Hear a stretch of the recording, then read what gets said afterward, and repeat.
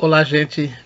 Vim aqui fazer uma postagem extraordinária, porque as nossas postagens geralmente são semanais, mas existem algumas datas que nos obrigam a fazer postagens que nós estamos chamando de extraordinário.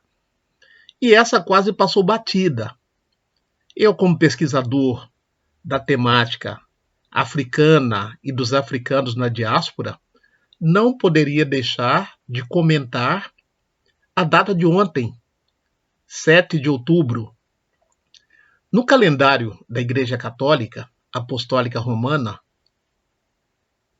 foi criado o dia 7 de outubro como dia em homenagem a Nossa Senhora do Rosário, que está relacionada com São Domingo de Gusmão, que foi praticamente o que incentivou a devoção do Rosário, a partir da Batalha de Lepanto, dos cristãos contra o Império Otomano, lá pelo século XIII, 1200 e qualquer coisa, século XIII.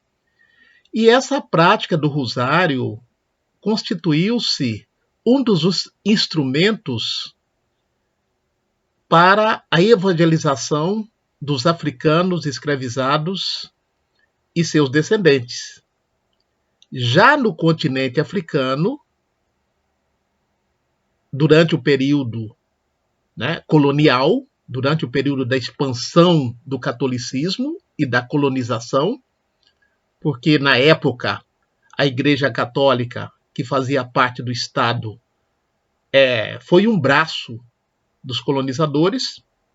Então, já em África, em Angola, Moçambique, nós encontramos a prática do rosário, ou da oração do rosário, pelos africanos escravizados.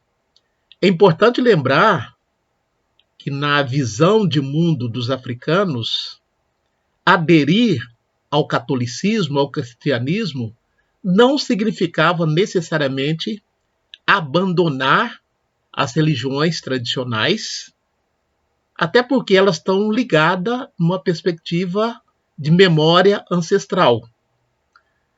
Então, no Brasil colonial e imperial, foram constituídos santos como padroeira dos escravizados. Para além de Nossa Senhora do Rosário, Santa Efigênia, Santa Elesbão, Santo Antônio do Catigeró, São Benedito, e daí também a criação das irmandades, que eram conhecidas como as Irmandades dos Pretos, as Irmandades dos Partos, e assim por diante. Para lembrar isso, por exemplo, uma sugestão bibliográfica, essa obra do Raimundo Vaínfas, Ideologia e Escravidão, onde ele aborda a posição dos padres missionários acerca de como catequizar os escravizados no Brasil. Tem esse outro clássico aqui do Jorge Bense, Jorge Bense, Economia Cristã dos Senhores no Governo dos Escravos, livro brasileiro de 1700. Então, nessa obra aqui, o jesuíta, padre Bense, admoesta os senhores como é que eles deveriam lidar com os escravizados, no âmbito da colaboração na missão catequética. Ele dizia mais ou menos assim: todo senhor de escravo, cristão, católico, tem que cooperar no processo da evangelização. Portanto, nos domingos, dias santos, eles devem permitir que os escravizados possam ir à igreja, fazer o seu culto, etc, etc e tal. É nesse contexto que foram também criadas as igrejas dos homens pretos e pardos. Tem esse outro aqui mais recente, da professora doutora Lucilene Reginaldo, né, pesquisadoras da Unicamp, que estudou a Irmandade de Africanos e crioulos na Bahia Setecentista, o Rosário das Angolas. Então, inclusive, nesse livro, ela mostra a relação, né, das irmandades com os escravizados, seja na África, seja em Portugal, seja no Brasil. No Brasil, ela investigou exatamente a Bahia. E tem esse outro, que eu considero clássico, do falecido amigo, companheiro, saudoso João Manuel Lima Meira, que também era sacerdote jesuíta aqui em Santa Catarina, trabalhou no Colégio Catarinense uma época. A evangelização do negro no período colonial, não é? Então, eu tive a oportunidade de conhecer o Padre Mira nos anos 80, quando eu cheguei em Itajaí, e depois ele trabalhou em Criciúma também, um grande companheiro, um grande camarada, né? Na luta pela equidade, pela valorização da cultura negra, inclusive no âmbito da Igreja Católica. Pois bem, então, dia 7 de outubro, no calendário da Igreja Católica, foi dedicada a Nossa Senhora do Rosário. E aqui na região de Itajaí, desde o século XIX, aproximadamente, nós temos registro da festa de Nossa Senhora do Rosário, na então paróquia de Penha, onde hoje é a região de Beto Carreiro, que na época era distrito de Itajaí.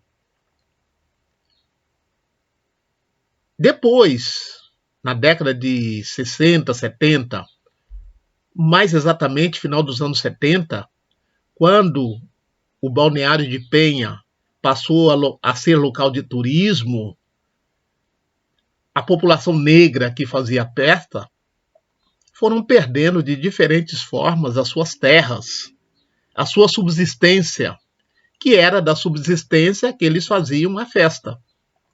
É importante dizer que é uma tradição na festa de Nossa Senhora do Rosário, de São Benedito, de Santa Efigênia, desses considerado o patrono dos pretos e pardos. Uma característica comum é a gratuidade da festa. O almoço, a comida, era de responsabilidade dos festeiros, sobretudo dos reis e das rainhas. E essa coroação dos reis e das rainhas era uma forma de reconstituir na diáspora os antigos reinos do Congo, Angola, Moçambique. Tanto é que tem algumas danças denominadas congadas, Moçambique, né?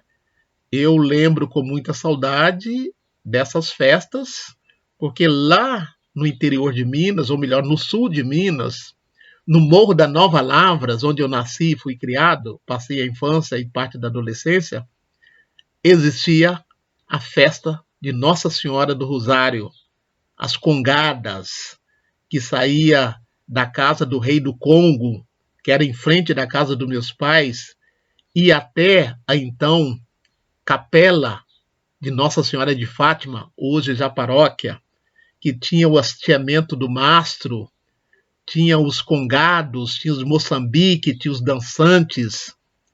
Isso acontecia em outubro, por ocasião da festa de Nossa Senhora do Rosário, muitos foguetes. Eu era uma criança que morria de medo de foguete.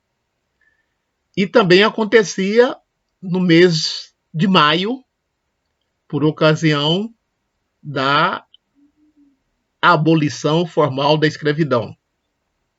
Então, estou passando para relembrar, rememorar essa parte da história do Brasil relacionada com a população afrodescendente. Então, na condição de pesquisador, de professor de História da África e da cultura africana na diáspora, eu não poderia deixar passar desapercebido esse dia 7 de outubro. Um grande abraço a todos, a todas. Hoje é sábado, final de semana, aqui em Itajaí, Santa Catarina. Enfim, nós temos um dia de sol, de primavera, de outono e de muita esperança de dias melhores para todos e todas que vivem nesse país. Afro abraços.